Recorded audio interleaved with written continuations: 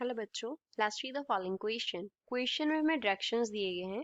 इसमें बोला है question contain two statement. Question में टू स्टेटमेंट है, one is assertion, second is reason. And क्या बोला है, each of these question also has four alternative choices. Question में फोर अल्टरनेटिव चॉइसेस हैं, only one of which is a correct answer. जिनमें से just एक जो है वो करेक्ट आंसर है। You have to select one of the codes. आपको क्या करना है, एक कोड सिलेक्ट करना है A, B, C and D में से। ए में बोला है if assertion is correct and B में क्या बोला है, assertion is correct, reason is correct and reason is not a correct explanation for assertion. C, assertion is correct, reason is incorrect. D, assertion is incorrect but reason is correct. Assertion क्या है, stress is the internal force per unit area of a body. Stress क्या है, internal force per unit area है body का। Reason क्या है, rubber is less elastic than steel. Rubber जो है वो स्टील से लेस इलास्टिक है।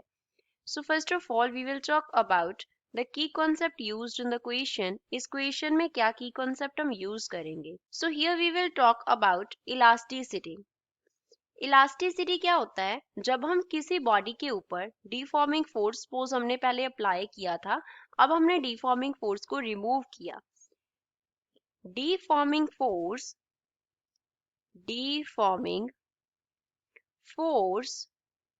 from a body is removed। एक बॉडी से हमने डिफॉर्मिंग फोर्स जो है वो क्या कर लिया, रिमूव कर लिया। तो बॉडी जो है अगर वो अपना original shape and size regain करती है, body regains its original shape and size, original shape and size, original shape and size regain करती है।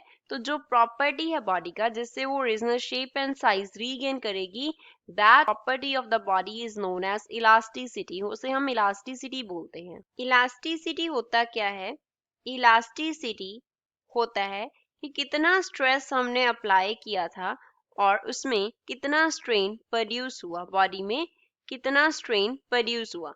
तो स्ट्रेस अप्लाई करने पे अगर स्ट्रेन कम प्रोड्यूस होता है तो बॉडी क्या होगी, मोर इलास्टिक होगी, क्योंकि इलास्टिसिटी जो है स्ट्रेन के इनवर्स प्रोपोर्शन में है। अब पहले तो स्ट्रेस क्या है, स्ट्रेस को हम क्या डिफाइन करते हैं, इट इज डिफाइंड एज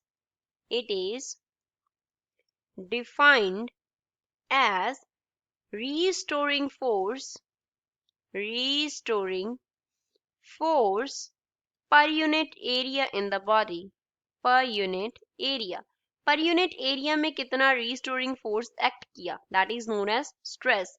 तो अब यहाँ पे जो रिस्टोरिंग फोर्स है that is referred as internal force in the given assertion.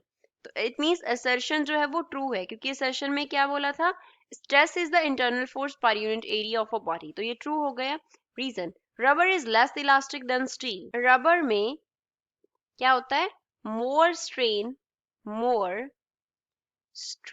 Produce होता है अगर हम सेम स्ट्रेस अप करते हैं on steel and rubber.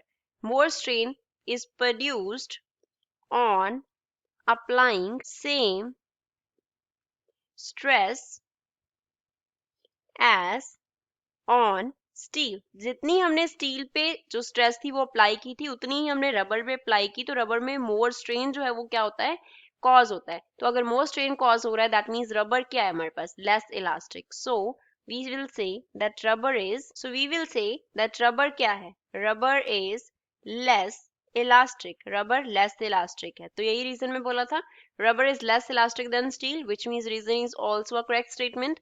But reason is not explaining the assertion that why stress is the internal force per unit area of a body. So B यहाँ पे क्या होगा, correct code होगा। Assertion is correct, reason is correct and reason is not a correct explanation for assertion. I hope you understood well. Thanks.